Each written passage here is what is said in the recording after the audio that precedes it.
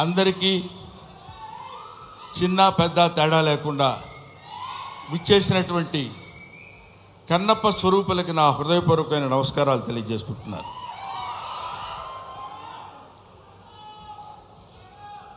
వీడికి ఏం పోయే కాలం ప్యాంట్ షర్ట్ వేసుకొని రావచ్చు కదా అనుకోవచ్చు అందరూ. కొంతమందికి ఆ ఐడియా ఉండుంటుంది. కానీ ఈరోజు ఈ సభ శివతత్వానికి సంబంధించిన సభ, శివుడికి సంబంధించిన సభ, శివ మహత్యానికి సంబంధించిన సభ కాబట్టి ఆయన గురించి మాట్లాడేటప్పుడు ఒళ్ళే కాదు, మనం ధరించిన బట్టలు కూడా జాగ్రత్తగా ఉంచుకోవాలేమో అన్న అభిప్రాయంతో వచ్చాను ఇలాగ.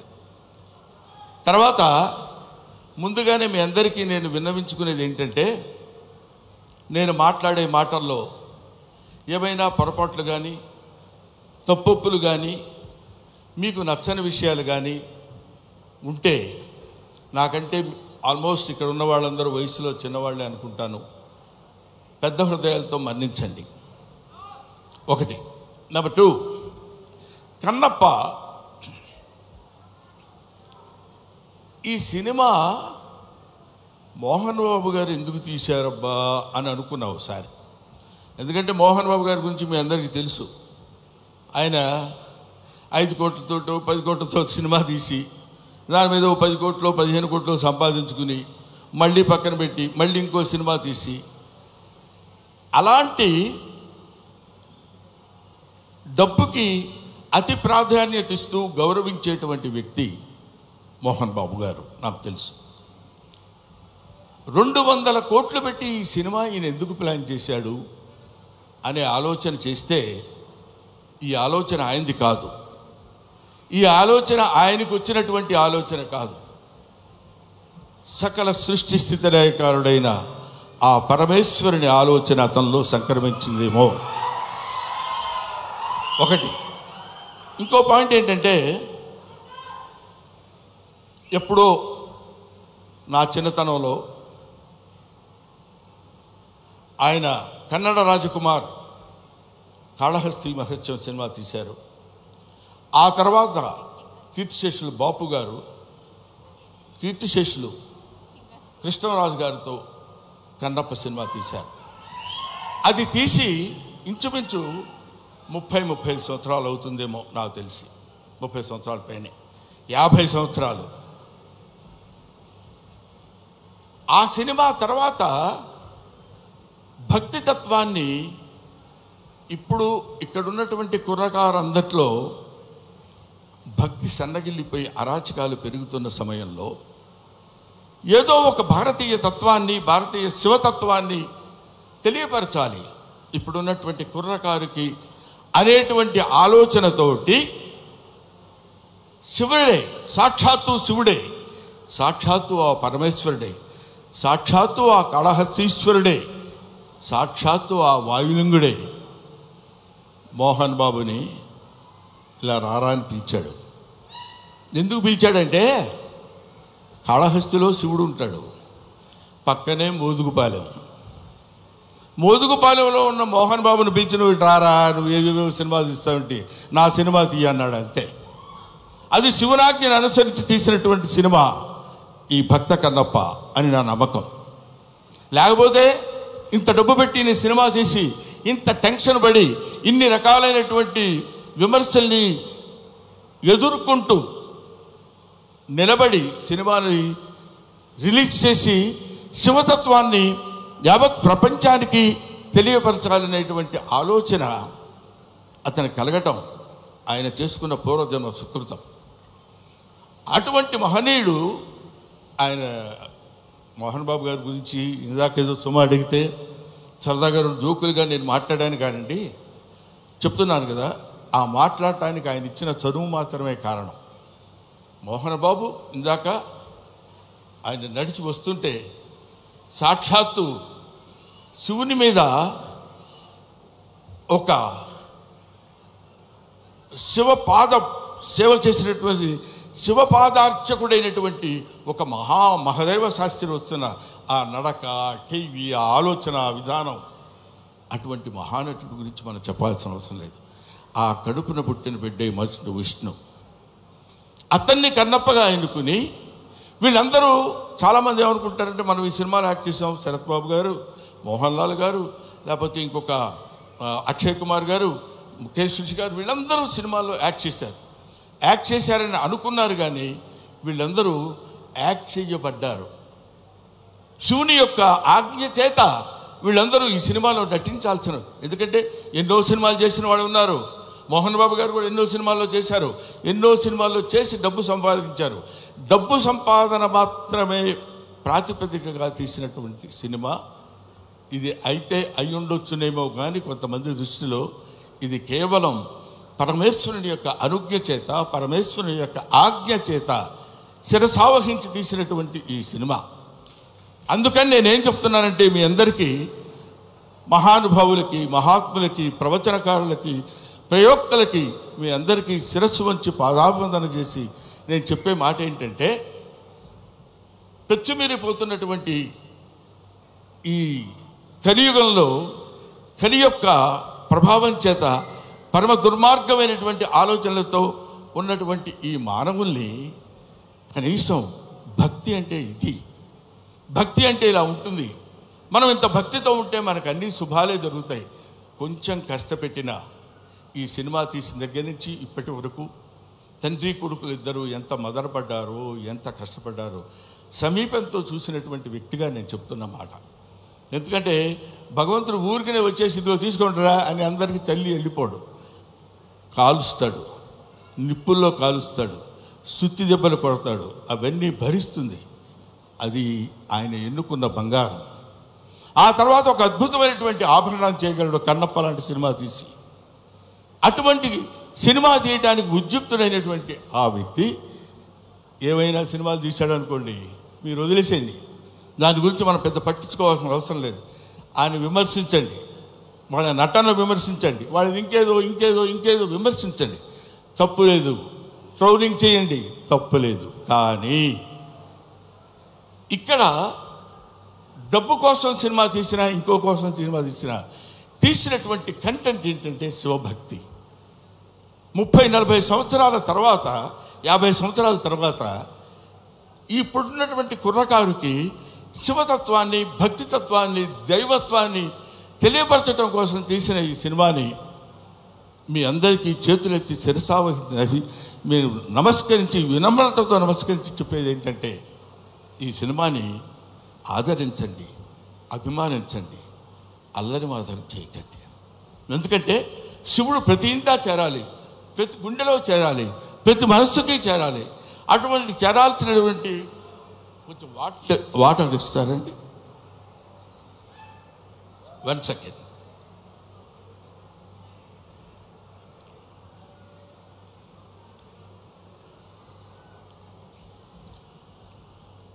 ప్రతివాడి హృదయంలో చేరాలి. ప్రతివాడి హృదయంలో ఉన్నటువంటి అద్భుతమైనటువంటి దీపాన్ని వెలిగించేటువంటి ప్రయత్నం చేశారు. కాబట్టి ఈ సినిమా దిగ్విజయంగా ఉండాలని మనస్ఫూర్తిగా కోరుకుంటున్నాను. పైగా ఈ సినిమా ఎందుకు ఆడాలని నేను కోరుకుంటున్నాను అంటే, ఇది కేవలం మహోన్నతమైనటువంటి భక్తుల గురించి చెప్పేటువంటి సినిమా మాత్రం కాదు. దూర్జటి మహాకవి, శ్రీకాళహస్తిలో ఉన్నటువంటి దూర్జటి మహాకవి ఆయన చెప్పింది ఏంటంటే, రే ఏంటేంటో వేదాలు, పుణ్యాలు, పురస్కారాలు, హోమాలు ఇవన్నీ చేయటం కాదురా. అవన్నీ తెలియని వాళ్ళు కూడా చాలామంది ఉన్నారు. అవన్నీ తెలియని మనుషులు ఉన్నారు. అవన్నీ తెలియని జంతువులు ఉన్నాయి. అవన్నీ తెలియని పురుగులు, పాములు ఉన్నాయి. అవన్నీ తెలియని క్రిమి కీటకాలు కూడా ఉన్నాయి. వీటన్నిటికీ నేను మోక్షాన్ని ఇవ్వగలను. ఏ వేదంబు పఠించే లోత. సాలెపురికి ఏ వేదం చదువుకుంది? భుజగం ఏ శాస్త్రములు చూచాను. పాము ఏ శాస్త్రములు చూచింది? తాను ఏ విద్యాభ్యసనం వచ్చే కరి. ఏనుగు వెళ్ళిపోయి ఏ విద్యాభ్యాసనం చేసింది? చెంచు ఏ మంత్రం ఊహించాను. చెంచు ఏ మంత్రం ఊహించాడు? వాడికి ఏం తెలుసు? ఏమీ తెలియదు. బోధావిర్భావ నిదానములు చదువులయ్యా కాదు అని చెప్తున్నాడు. బోధావిర్భావ నిదానములు చదువులయ్యా కావు, నీ పాద సంసేవనాసక్తియే గాక జంతు తతికిన్ శ్రీకాళహస్తీశ్వరా. అది ఆయన చెప్పింది. అటువంటి ఆటవిక మానవుడు యొక్క పాత్రని పోషించేటువంటి మా మంచు విష్ణు ధన్యజీవి ధన్యజీవి ధన్యజీవి.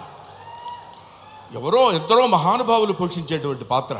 ఇప్పుడు అతని పాత్ర పోషణ ఎలా ఉందో నేను చెప్పడం, ఆర్టిస్టుల పాత్ర పోషణ ఎలా ఉందో నేను చెప్పి ఈ సినిమా మీరు చూడండి, మోహన్ బాబుకు బోల్డెంత డబ్బులు ఇవ్వండి అని చెప్పడానికి మాత్రం నేను ఇక్కడికి రాలేదు.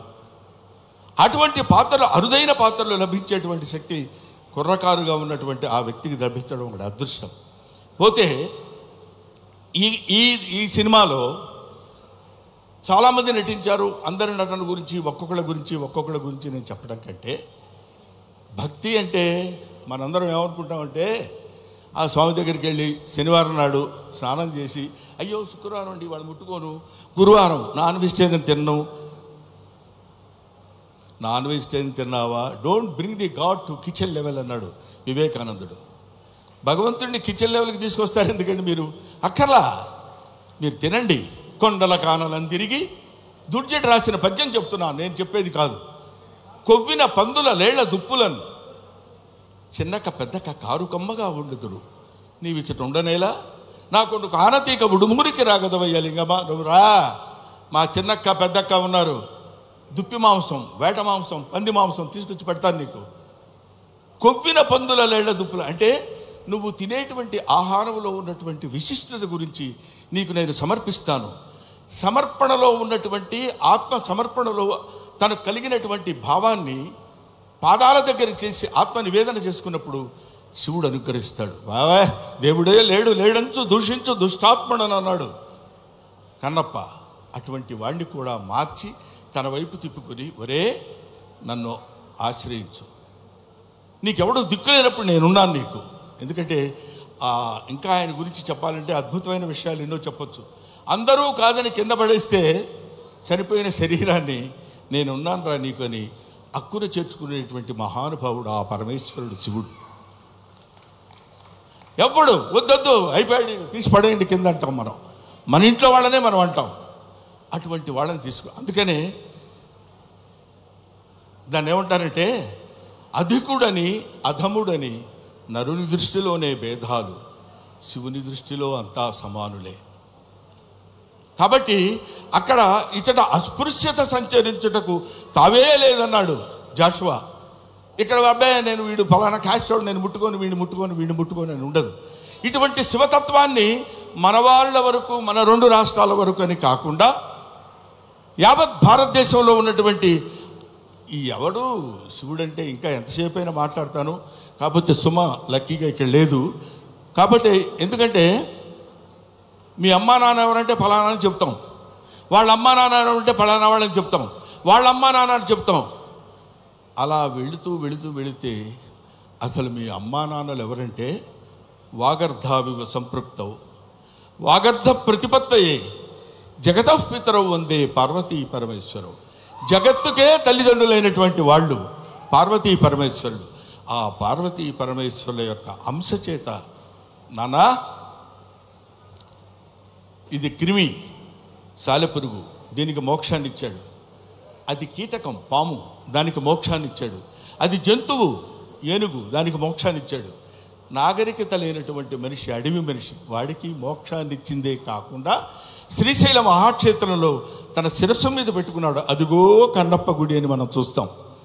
అంతటి ప్రాతిష్ఠ్యం కలిగినటువంటి ఈ అద్భుతమైనటువంటి కావ్యాన్ని చిత్రీకరించాలనేటువంటి ఆలోచన మోహన్ బాబు గారికి కలగటం, ఇది అందరికీ పంచాలి, ఈ శివతత్వం అందరికీ తెలియాలి, ఈ భక్తితత్వం అందరికీ తెలియాలంటున్నారు. కాబట్టి మహాత్ములైనటువంటి వాళ్ళకి, మహానుభావులైనటువంటి వాళ్ళకి, జ్ఞానులైనటువంటి వాళ్ళకి, జ్ఞానమే అజ్ఞానం అనుకునేటువంటి వాళ్ళకి, అజ్ఞానమే జ్ఞానం అని కూడా పరిగణించుకునే వాళ్ళందరికీ శిరస్సు వంచి, వయసులో మీ అందరికంటే పెద్దవాడైనా నమస్కరించి మిమ్మల్ని కోరుకునేది ఏంటంటే, శివతత్వాన్ని సంబంధించిన ఈ సినిమాని ఎవరు అడ్డుకోవద్దు. మీ అందరి సినిమా చూడమని కూడా నేను చెప్పట్లేదు, అడ్డుకోవద్దు. చూసిన తర్వాత ఆహా, ఇందాక ఆ మ్యూజిక్ డైరెక్టర్ ఉన్నాడు, శివుడికి కులం ఏంటండి? శివుడికి కులం ఏంటి? క్రిస్టియన్ ఫ్యామిలీ నుంచి వచ్చినటువంటి వ్యక్తి స్టీఫెన్సన్. మ్యూజిక్ డైరెక్టర్ పేరు ఏంటండి? స్టీఫై. ఆయన శివతత్వాన్ని గురించిన సినిమా గురించి అంత అద్భుతమైనటువంటి భక్తితత్వంలోకి తీసుకెళ్ళటం అనేటువంటి ఆలోచన, ఇవన్నీ they are all picked. Sharath Kumar, లేకపోతే ఒక ముఖేష్ ఋషి, ఒక మోహన్ లాల్, వీళ్ళందరినీ, అక్షయ్ కుమార్ లాంటి వాళ్ళని పట్టుకుని వీళ్ళు వీళ్ళు వీళ్ళు ఉండాలని ఆలోచన అతనికి ఎలా కలిగిందంటే, ఇది ఏది మనం చేసింది కాదు, ఈ కన్నప్ప సినిమా అనేటువంటిది ఒక అద్భుతమైనటువంటి, ఒక the greatest adventurous film on the surface of earth. కాబట్టి భూమి మీద ఉన్నటువంటి ప్రతి వాళ్ళు, ముఖ్యంగా కుర్రకారు, భక్తితత్వాన్ని అంటే ఏంటో తెలియనటువంటి వాళ్ళు.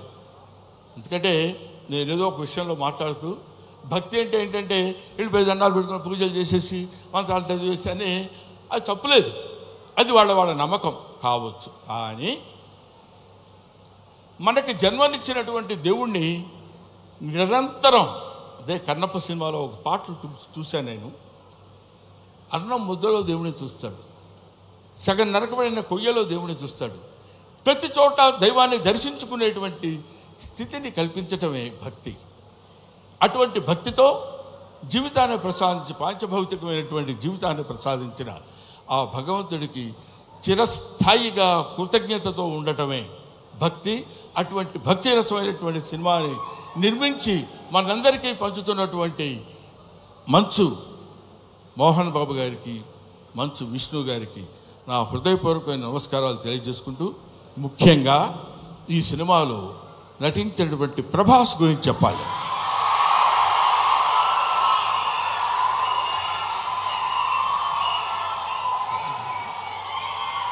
ప్రభాస్ అంటే